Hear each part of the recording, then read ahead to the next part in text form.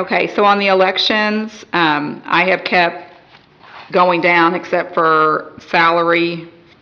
I've kept everything the same except the system, software, and upgrades. That goes up 4% every year. So I included that 4% in there. And at that, we're at the mercy of the state, basically, on that.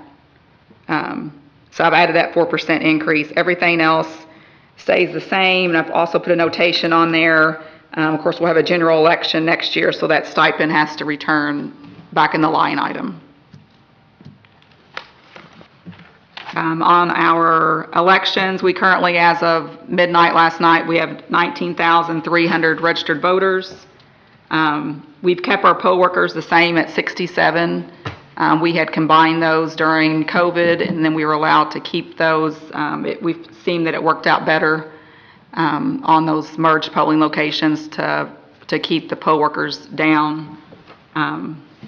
We currently have 13 polling physical locations. We have 20 precincts, and that does include central count, which is in my office. To give you some quick numbers that come through the office there. So in 2020 general election, we had 5,231 absentee ballots.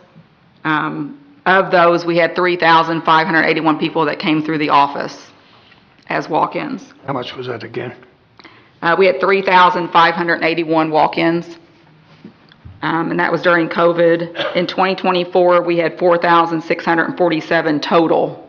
So if that kind of gives you the numbers, how we came through. And luckily, since 2020, we've not had to, of course, be in PPE gear and clean everything once voters come through. So that kind of gives you some numbers out there. I haven't asked for any increases in the food or the poll worker pay, and we are down on that as far as across, if you compare those 10 counties, including ourselves, on how much we pay our poll workers. I keep thinking that they are going to pull through for a stipend. Secretary of State's office had mentioned that last time, that they would do a matching stipend. I'm hoping that will take place eventually to recruit poll workers, because it is getting harder. You know, it seems like one generation will say, well, how much do we get paid? And, you know, I keep saying we feed you 3 meals. So, but we're good on our voting equipment. We did take the grant from the state in 2021. We had recycled, I call them recycled taxpaying dollars, of $223,000 come through.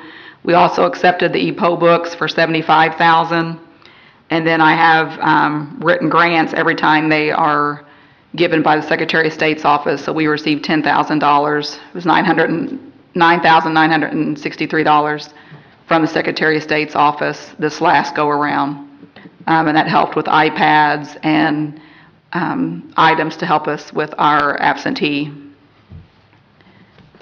mail. So, because it's just myself and another deputy that is actually on the election side, but we do pull in our clerk employees as well to help with that. So I feel like I'm doing the best I can to keep everything flowing. You know, with COVID and of course with elections, I'm at the mercy of the state. Whatever they say that, you know, comes down, we got to abide by, but most of the time the funding doesn't come with it. So does anybody have any questions on the election side?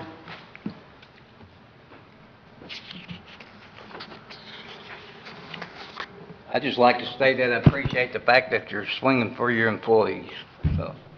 Well, I mean, how are they going to respect me if I don't respect them enough to go continue to fight? It's a two-way street, most definitely. Yeah, so I'm not always the popular one. Sometimes it's like high school again, but oh well, that's been 30 years ago. I miss high school. So yeah, so I will continue to look for ways to save money. But again, when it comes to my employees, you know, I'll fight to the death for them.